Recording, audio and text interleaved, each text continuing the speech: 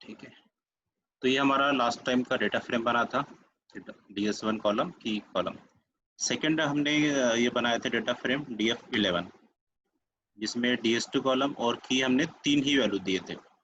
इसका स्टार्टिंग हमने 1 से किया था DS2 का, और DS10 में हमने 0 से स्टार्ट किया था फर्स्ट कॉलम के वैल्यूज का।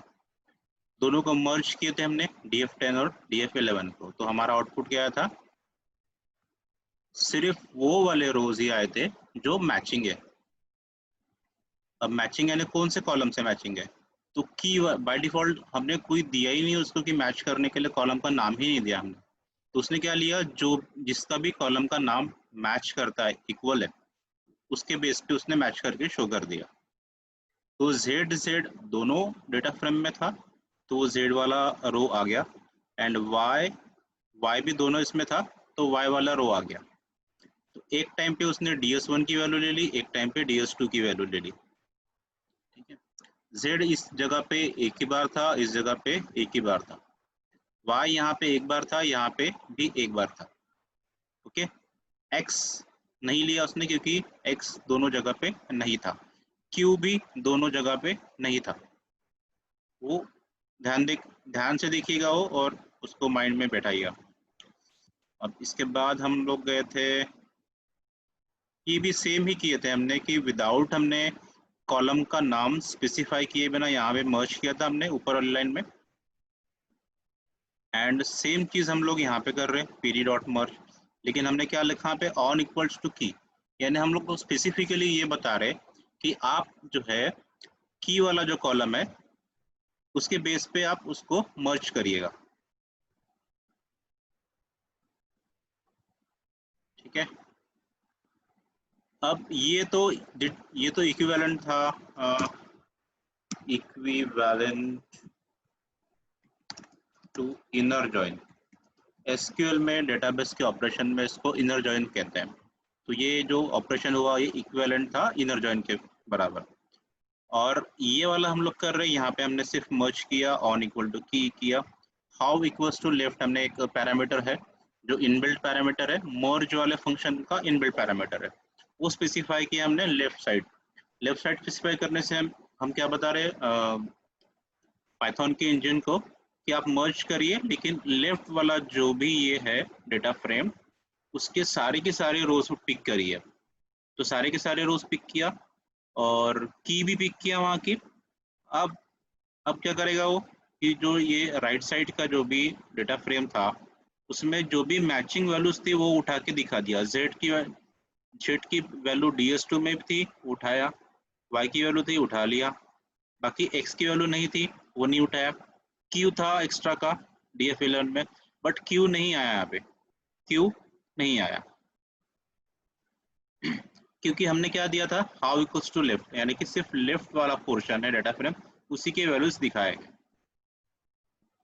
तो ये था लास्ट क्लास का समरी। अभी हम लोग आगे बढ़ेंगे, सेम हम लोग करेंगे राइट जॉइनिंग जैसा। अभी जिनको ये टर्म्स नए लगते हैं, right joining, left joining, Ravi और धीरज छोड़ के आप सबके लिए नए रहेंगे ये टर्म्स। तो आप टेंशन मत लीजिएगा, क्योंकि अगर आपका रिस्पांस अच्छा रहा और हम लोग आगे बढ़ते रहे तो जो प्रोजेक्ट करेंगे, तो वैसे भी हम लोग एसक्यूएल पढ़ने वाले हैं, मशीन लर्निंग भी पढ़ सकते हैं, एंड धीरज ने भी टाइम दिया तो माई एसक्यूएल भी पढ़ सकते हैं। तो उसमें ये सारी चीज़ें क्लियर हो जाएगी, बहुत अच्छे से क्लियर हो जाएगी, राइट जॉइनिंग क्या होता है, लेफ्ट जॉइनिंग क्या होता है, अभी भी आपकी क्लियर होती है अगर आप थोड़ा ध्यान देके करो तो। इसमें क्या होना चाहिए लॉजिकली, हम अभी थोड़ा फिर से क्वेश्चंस पूछते हैं। पूनम और क्षमा, आप बताने की कोशिश करिए कि अभी मर्जिंग हो रहा है और DF10 DF11 का मर्जिंग हो रहा है, की के बेस पे मर्जिंग हो रहा है, हाउ इक्वल्स टू राइट, यानी कि राइट से वैल्यूज पिक करो, हमने उसको ऐसा बताया हुआ है। तो थोड़ा कोशिश करिए आपकी आउटपुट क्या आना चाहिए।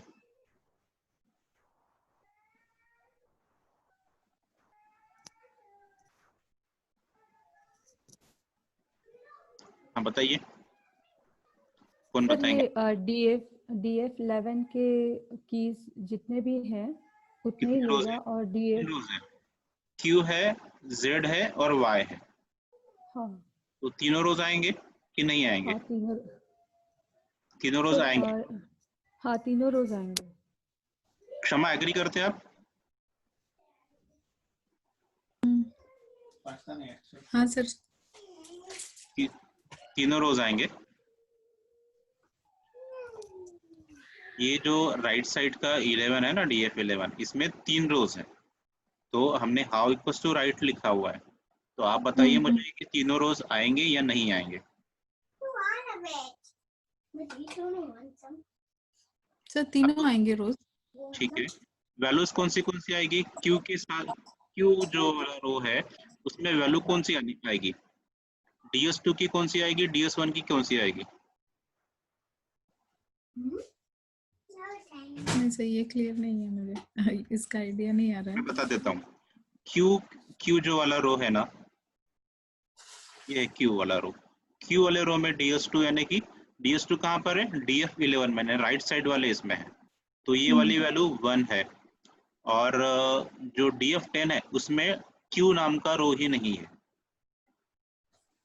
तो अभी मैं सिर्फ एक रो का पूछ रहा हूँ आपसे, एक DS1 रहेगा, एक की रहेगा, एक DS2 रहेगा, बराबर, हाँ। तो क्या आएगा फिर? राइट जॉइनिंग करेंगे तो क्या आएगा?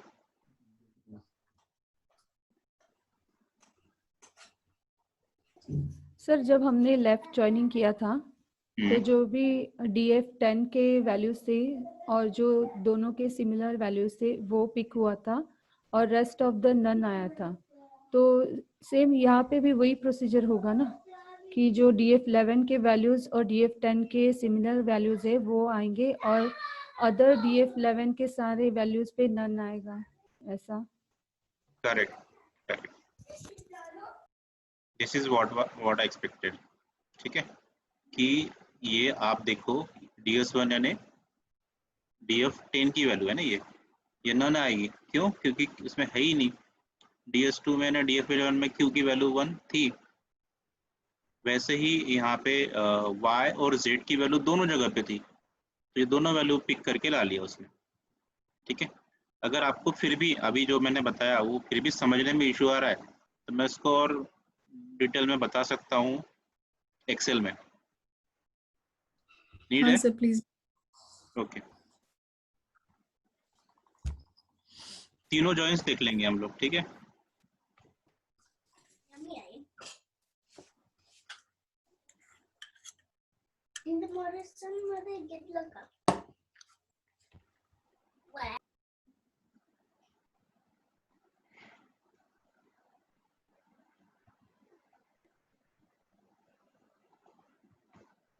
यहाँ पे हम लोग बनाते हैं DS1 यानी कि ये हो गया DF10।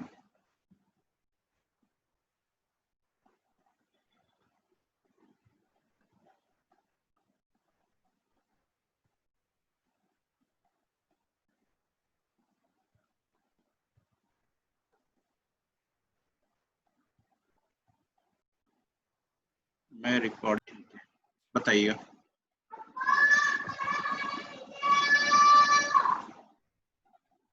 इनर जॉइन,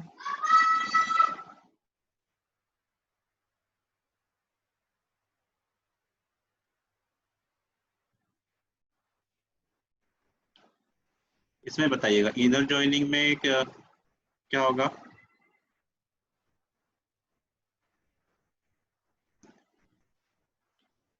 कौन बताएगा इनर जॉइनिंग में क्या होगा?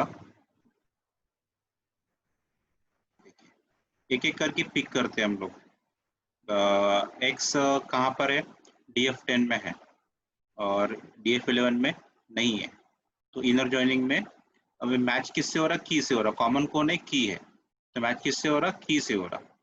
एक्स आएगा क्या? नहीं आएगा। इनर जॉइनिंग है मतलब मैचिंग है, वही आएगा। जेड यहाँ पर भी है, यहाँ पर भी है, तो जेड आएगा। आएगा तो पहले हम लोग जेड लिखते हैं यहाँ पे। अब जेड की वैल्यू DS1 में कितनी है? 1 है। ठीक है। Z की वैल्यू DS3 DS2 में कितनी है? 3 है, तो ये वैल्यू 3 आ गई। ठीक है, क्लियर है। अभी Z हो गया, Y हो गया, Y देखते हैं। Y DF10 में है, DF11 में भी है, तो ये आएगा, Y दोनों जगह पे है तो आएगा आएगा। तो हम लोग ले लेते हैं ये Y।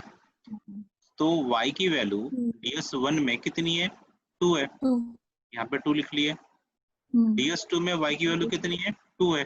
ओके, तो यहाँ पे क्या क्या नहीं आया? X नहीं आया और Q नहीं आया। X यहाँ पे 3 बार है, Q यहाँ पे 1 ही बार है। मजे की बात क्या है, अच्छी बात क्या है कि हमारे पास Z और Y जो है वो एक एक बार ही है दोनों जगह पे, तो उसके इक्विवेलेंट जो रोज आ गए वो एक ही आ गए, सिंगल रोज ही आ गए। ये समझ गया इनर जॉइनिंग। अभी लेफ्ट जॉइनिंग में क्या होता है? जब हम लोग लेफ्ट बोलते हैं तो लेफ्ट कौन सा है? DF10 हमारा लेफ्ट है। जब हम लोग यहाँ पे ये मर्ज करते हैं, देखिए DF10 DF11 जो मर्ज करते हैं, तो जिसको लेफ्ट की तरफ लिख रहे हैं हम लोग उसको हम लोग लेफ्ट बोलेंगे ना, लेफ्ट जॉइनिंग बोलेंगे। और जो राइट की तरफ लिख रहे हैं हम लोग उसको बोलेंगे राइट जॉइनिंग। तो जब हम लोग लेफ्ट जॉइनिंग करते हैं तब हम लोग क्या करते हैं? लेफ्ट की पूरी value as it is pick करते हैं, ओके, बिना कुछ सोचे, बिना कुछ ये आ गई लेफ्ट की पूरी वैल्यूज।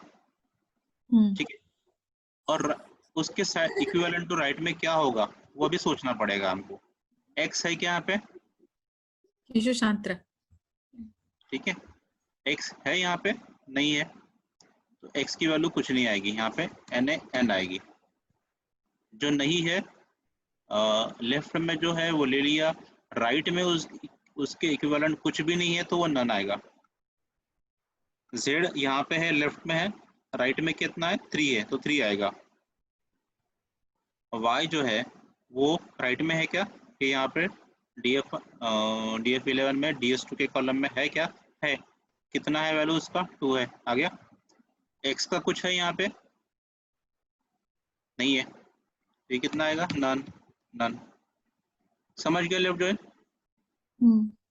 ठीक है।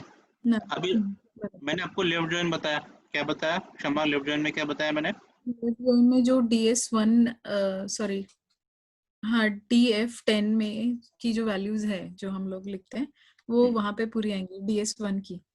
और अभी DS राइट जॉइनिंग में फिर जो DF11 है उसकी वैल्यूज आएंगी पूरी की DS2 की। हाँ, पूरी की पूरी वो आएंगी और उससे जो मैच करेंगी फिर वो DS1 में लिखेंगे। ओके, तो यहाँ पे 3 ही रोज आएंगी मैक्स। हाँ, DS2 की वैल्यू यहाँ पे ले लिया मैंने। अब हम लोग क्या पिक करेंगे? उसके